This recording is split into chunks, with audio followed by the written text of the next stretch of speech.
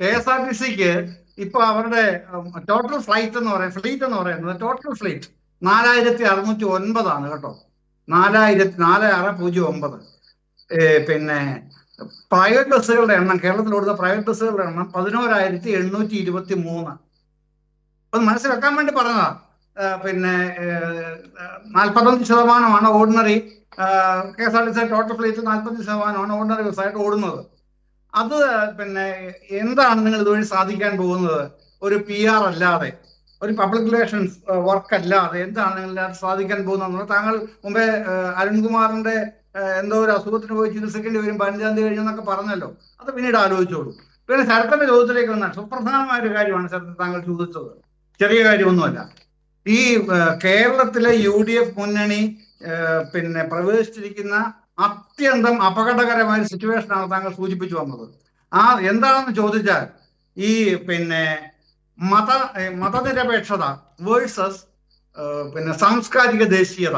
ഇതാണ് കാതലായ പ്രശ്നം. ഈ കാതലായ പ്രശ്നം കാണാൻ ഇവിടുത്തെ UDF നേതാക്കൾ തയ്യാറല്ല. എന്നാൽ ഇത് കൃത്യമായിട്ട് അറിയാവുന്ന ആളാണ് VD സതീശൻ. കാര്യം അദ്ദേഹം സവർക്കറുടെ നിലവിളക്ക് കൊളുത്തിയ ആളാണല്ലോ. അപ്പൊ എന്താണ് ഇവരുടെ ഈ സാംസ്കാരിക ദേശീയത എന്ന് പറയുന്നത്? അതിന്റെ പ്രണേതാക്കൾ എന്ന് പറയുന്നത് ഗോൾവാൾക്കർ, പിന്നെ ഹെഡ്ഗവാർ, പിന്നെ മറ്റേ ഇതുണ്ടല്ലോ നമ്മുടെ ഒരാളോടുണ്ട്, മറ്റേ BJPയുടെ ആശയങ്ങളുടെ കടമെടുത്തൊരു കക്ഷിയാണ്, ഞാൻ ഇടയ്ക്ക് ഓർത്ത് പറയാം. അതാണ് അവരുടെ സാംസ്കാരിക ദേശീയതയുടെ പ്രധാനപ്പെട്ട ധാരകൾ എന്ന് പറയുന്നത്. അതേസമയം ഈ മതനിരപേക്ഷതയുടെ ദേശീയ ധാര എന്ന് പറയുന്നത് എന്താണ്? 1 മഹാത്മാഗാന്ധി, 2 ജവഹർലാൽ നെഹ്റു, 3 BR അംബേദ്കർ. അപ്പൊ ഈ പറയുന്ന മതനിരപേക്ഷതയുടെ 3 വേഴ്സസ് സാംസ്കാരിക ദേശീയയുടെ 3, അതിനെയാണ് പിന്നെ അത് തമ്മിലാണ് ആന്തരിക വൈരുദ്ധ്യവും സംഘർഷവും നിലനിൽക്കുന്നത്. ഇതിനെ മാക്സിമം മൂർച്ഛിപ്പിക്കുകയാണ് പിന്നെ RSS ചെയ്യുന്നത്. അതുകൊണ്ടാണ് സാംസ്കാരിക സ്ഥാപനങ്ങൾ മാത്രമല്ല യൂണിവേഴ്സിറ്റികൾ അവർ കൈയടക്കുന്നത്. അത് കേവലം ഏതെങ്കിലും BC-മാരുടെ നിയമനത്തിന്റെ പേരിലോ സെനറ്റ് അംഗങ്ങളെ കൂട്ടമായിട്ട് തിരികെയതിന്റെ പേരിലോ മാത്രം ചെറുതാക്കി കാണേണ്ട ഒരു പ്രശ്നമേ അല്ല. അത്യന്തം ഗുരുതരമായ RSS പ്രശ്നം തന്നെയാണത്.